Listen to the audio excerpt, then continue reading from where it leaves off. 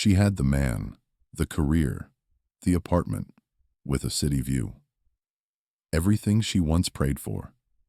Yet that night, staring at her own reflection in the mirror, she felt a hollow ache no luxury could silence. Her phone buzzed with pictures of friends, perfect bodies, perfect lives, and a voice in her head whispered, "You're still behind." This is the silent epidemic no one talks about. Women drowning in abundance yet starving for peace. Their unhappiness isn't random. It's written into their biology, sculpted by evolution and inflamed by a culture that tells them they can have it all. Hormones twist emotions like puppets on invisible strings. Comparison poisons contentment. Freedom mutates into confusion. What they call empowerment often feels like exhaustion disguised as success. And the cruelest truth? The more the world gives her, the less she feels she owns herself. Number 1. Hormonal storm. The silent battle inside her body. No one sees it happening, yet it controls everything. One moment she's radiant, laughing, alive. The next, a cloud passes behind her eyes and the world feels heavy, for no clear reason. This isn't moodiness or drama. It's biology. Inside every woman, a complex dance of hormones, mainly estrogen and progesterone, dictates not only her body, but her mind, her energy, even the way she sees love, safety, and self-worth. Estrogen, when balanced, can make her glow with confidence and empathy. But as levels drop before her period, serotonin, the brain's happiness chemical, falls with it, leaving her more anxious, more irritable, more fragile. Progesterone, which should calm the storm, often turns against her, clouding her thoughts and making even small frustrations feel unbearable. The same woman who felt in love with life yesterday can wake up today feeling hollow, restless, unable to explain why. It's easy for outsiders to label this as overreacting. But imagine fighting a battle every month against invisible forces inside your bloodstream. The cycle doesn't ask for permission. It rewires her perception of everything. Her relationship, her job, her body, her future. What once seemed beautiful suddenly feels dull. What once made her feel safe suddenly feels suffocating. The hormonal tide turns her emotions into a language even she can't always translate. Scientists have shown that fluctuations in estrogen directly affect brain regions tied to emotion and decision-making, especially the amygdala and prefrontal cortex. That means during certain phases of her cycle, she literally experiences reality differently. The same words from her partner that once comforted her might now sound dismissive. The same reflection in the mirror can shift from radiant to flawed overnight. Not because the world changed, but because her chemistry did. Add to this the modern world's relentless pace. Stress, caffeine, sleep deprivation, birth control pills, and her hormonal system becomes a battlefield without rest. She's expected to be steady, kind, productive, and composed, while her biology is quietly rewriting her emotions every few days. No wonder so many women say they feel like different people, depending on the week. They're not imagining it. They're living in a body that keeps changing the rules. And yet, this storm is rarely acknowledged. Society praises her strength, but ignores her cycles, telling her to stay positive, as if sheer willpower could outsmart chemistry. But she doesn't need fake positivity. She needs understanding, from others and from herself. When she learns to read her own internal weather, to recognize that her sadness, irritation, or exhaustion isn't weakness but rhythm, she begins to take back power. Happiness, for her, doesn't always mean controlling the storm. Sometimes it means knowing when it's coming, preparing for it, forgiving herself when it hits. Because beneath every hormonal wave lies the same truth. Her emotions aren't random. They're messages written in biology, whispering that being human, being a woman, is not a flaw to fix, but a pattern to understand. Number 2. Evolutionary anxiety, the inherited fear of losing safety. Long before skyscrapers, smartphones, and self-help podcasts, a woman's mind was wired for one primal purpose: survival. Thousands of years ago, her ancestors lived in a world where one wrong decision, trusting the wrong man, wandering too far, or ignoring danger, could mean death. That ancient fear never left. It simply changed shape. Today, it no longer hides behind predators or famine. It hides behind unanswered texts, financial worries, emotional distance. Her anxiety isn't irrational. It's ancestral. From an evolutionary standpoint, women were the guardians of continuity. While men hunted or fought, women's survival depended on reading emotional cues, anticipating threats, and securing stability for themselves and their offspring. That vigilance was once a gift. But in the modern world, it has become a curse disguised as sensitivity. Her brain is still scanning for danger, not in the jungle, but in relationships, in careers, in every uncertain glance. This constant scanning creates what psychologists call hypervigilance, a state of permanent alertness. Her body produces cortisol, the stress hormone, even when there is no real threat. The mind whispers, "What if he leaves? What if I fail? What if I'm not enough?" Evolution trained her to imagine the worst so she could prepare for it. But now, she's living in a time where the threats are emotional, not physical, and her nervous system hasn't caught up.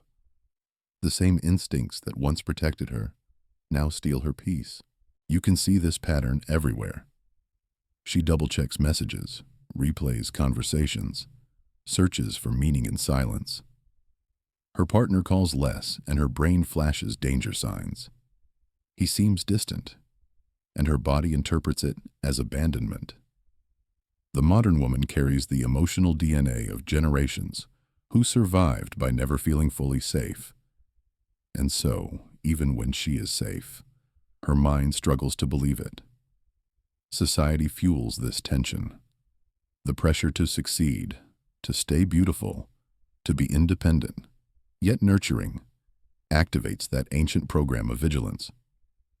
She's told she can have it all, but her biology only asks, "Am I secure?" Safety, for her, doesn't just mean physical protection. It means emotional stability, consistent love, predictable patterns. When those are missing, even slightly, her subconscious panics. And when the world tells her to just relax, she can't, because her brain was never built for rest. It was built for readiness. The cruel irony is that the more advanced the world becomes, the more unsafe she feels.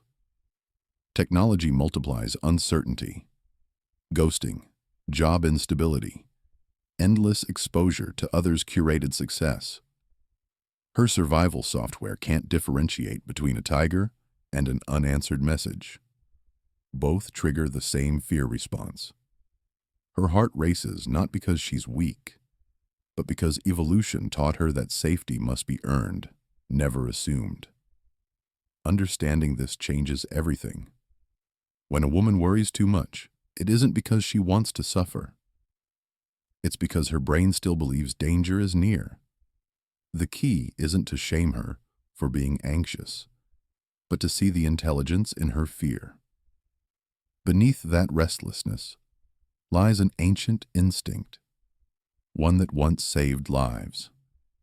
But now, to find peace, she must evolve faster than evolution itself, to teach her body that safety is no longer something she must constantly chase. It's something she can finally allow herself to feel. Number 3, social comparison, the modern cage of not enough. She wakes up, checks her phone, and instantly enters a silent competition she never agreed to join. One friend just got engaged. Another lost 10 pounds. Someone else is vacationing in Greece with a man who writes her poetry and captions. By the time she brushes her teeth, she already feels behind. Like life is a race she's losing, without even knowing the rules.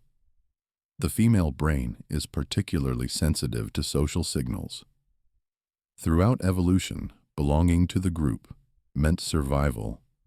Rejection meant death. That's why even a subtle sign of exclusion, being left out, being ignored, seeing others praised, can pierce her like a physical wound. Today, those ancient circuits are constantly triggered by the digital world. Every scroll is a reminder that someone out there seems happier, richer, prettier, more loved. But the cruel part is this: none of it is real. She's comparing her behind-the-scenes chaos to someone else's highlight reel. The friend who posts couple goals might cry herself to sleep. The influencer preaching self-love might hate her reflection when the camera is off. Yet the brain doesn't distinguish illusion from reality. Each image releases a tiny dose of dopamine, pleasure mixed with poison, tricking her into thinking she's lacking something essential. Psychologists call this relative deprivation, the feeling that your life is worse not because it truly is, but because someone else's appears better. It's a mental trap with no exit. Even when a woman has everything, stability, love, comfort, she can't stop measuring it against someone else's version of more. And the more she looks, the less she sees what she already has. Gratitude fades. Envy takes its place. Social media magnifies this loop to inhuman levels. In the past, a woman compared herself to a few neighbors or friends. Now, she compares herself to millions. Celebrities, strangers, digital illusions. Every tap, every like, every scroll whispers the same message: you are not enough. And the more she tries to prove that she is, with selfies, achievements, or perfect captions, the deeper the emptiness grows. Because comparison doesn't create connection, it destroys it. Even her relationships suffer. When she sees another woman's husband being more romantic, she resents her own. When she sees someone's perfect body, she begins to hate hers. When she witnesses success, she forgets that happiness has never been about winning. What she doesn't realize is that social comparison rewires the brain to focus on what's missing, not what's present. It's not a choice. It's conditioning. The tragedy is that this constant measuring steals her peace long before she realizes it. She becomes addicted to dissatisfaction, scrolling not for joy, but for validation. Each like soothes the wound for a second, only to deepen it later. What was once a mirror of connection has become a magnifying glass for insecurity. True happiness begins the moment she stops asking, "Am I doing as well as her?"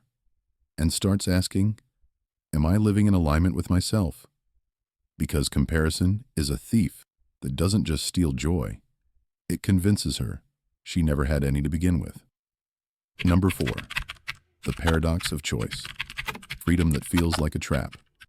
She stands before a wall of endless options. Dresses, careers, partners, paths. Once upon a time, women's lives were narrow and predictable. Now, every door is open, and yet many find themselves paralyzed, restless, and quietly miserable. The irony is cruel. The more freedom she gains, the less content she becomes. What was meant to liberate her has instead become an invisible prison. The paradox of choice. Psychologists describe this phenomenon simply: when humans have too many choices, they don't feel empowered. They feel anxious. Each decision becomes a potential regret, each yes, 1,000 silent no's. For modern women, this pressure is amplified 100-fold. Should she prioritize career or family? Be soft or strong? feminine or assertive. Every path she chooses feels like betraying another version of herself. And in a culture that glorifies perfection, no matter what she picks, it will never feel like enough.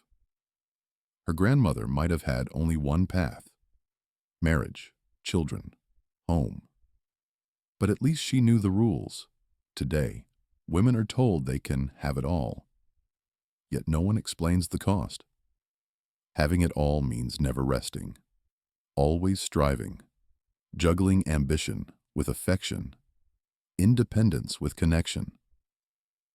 It's not empowerment, it's exhaustion in disguise. Freedom, without direction, becomes chaos. Behind every confident social media post of a girl boss lies an invisible calculation. Am I living the right life? Did I choose wrong? The freedom to choose brings with it the constant fear of choosing poorly. When she commits to one man, she wonders about the others she didn't choose. When she takes one job, she scrolls through others, haunted by the illusion that happiness is hiding somewhere she isn't. The paradox deepens. The more she tries to optimize her life, the less peace she feels. She fills her calendar, her wardrobe, her heart, and still feels empty. Every decision demands justification. Every outcome is compared against what could have been. It's not the lack of options that tortures her. It's the abundance of them. This endless evaluating corrodes joy. She can't savor the present because her mind is always replaying the past or pre-living the future. When she's single, she dreams of stability. When she's married, she misses freedom. When she works, she longs for rest. When she rests, she feels guilty for not working. It's not indecision. It's the illusion that there's a perfect version of life waiting somewhere else. But perfection is a mirage.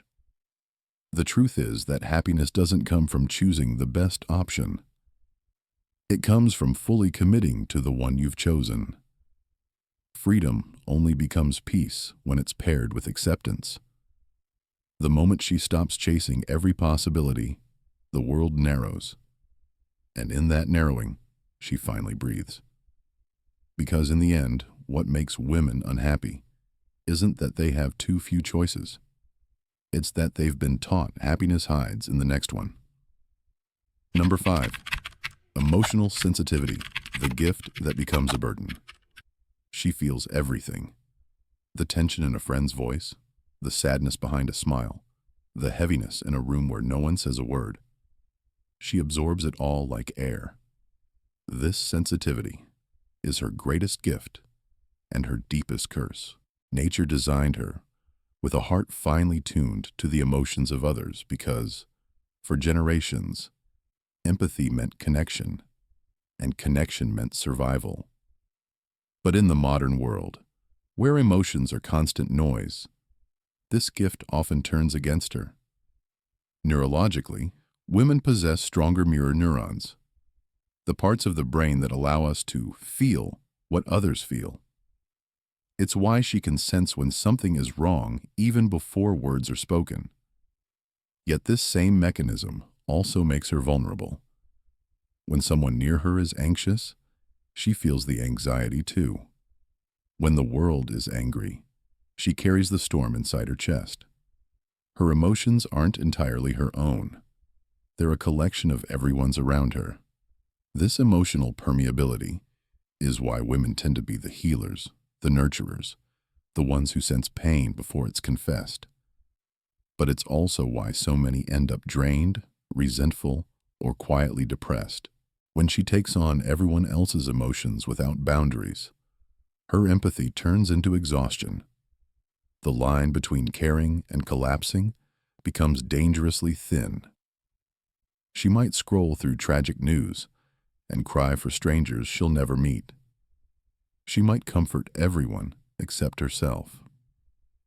At night, she lies awake, replaying other people's stories in her mind.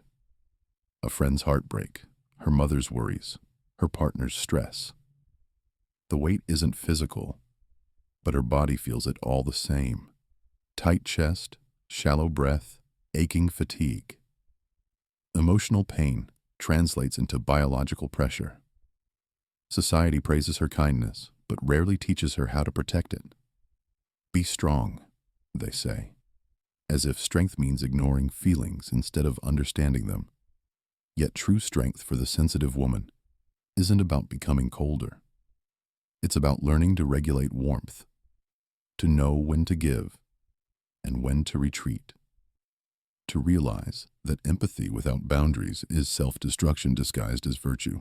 This emotional sensitivity also explains why she can love so deeply, yet suffer so intensely. The same openness that lets her feel joy magnifies pain. When someone she loves is distant, it feels like abandonment. When someone is unkind, it cuts through her like betrayal. She doesn't overreact. She overfeels. And in a world that rewards detachment, that depth of feeling is often misunderstood as weakness. But it's not weakness. It's wisdom in raw form.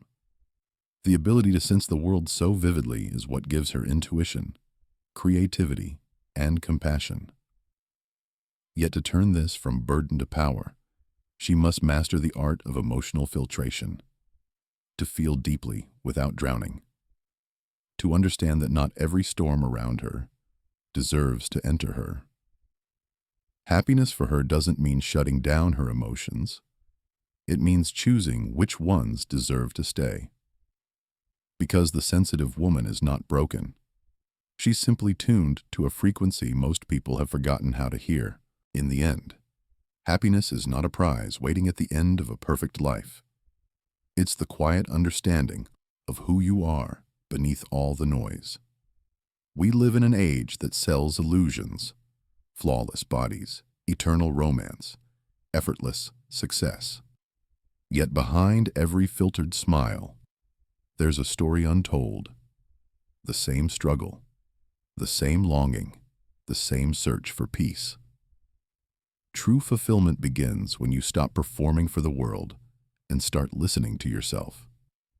When you stop chasing perfection and begin embracing your own imperfection, life finally feels real again. If this message spoke to you, if you saw a piece of yourself or someone you love in these words, leave a comment below. I'd love to hear your thoughts, your truth, your story. Don't forget to like, share, and subscribe to the channel so more people can wake up to the reality behind the illusion. Because understanding ourselves isn't just personal growth.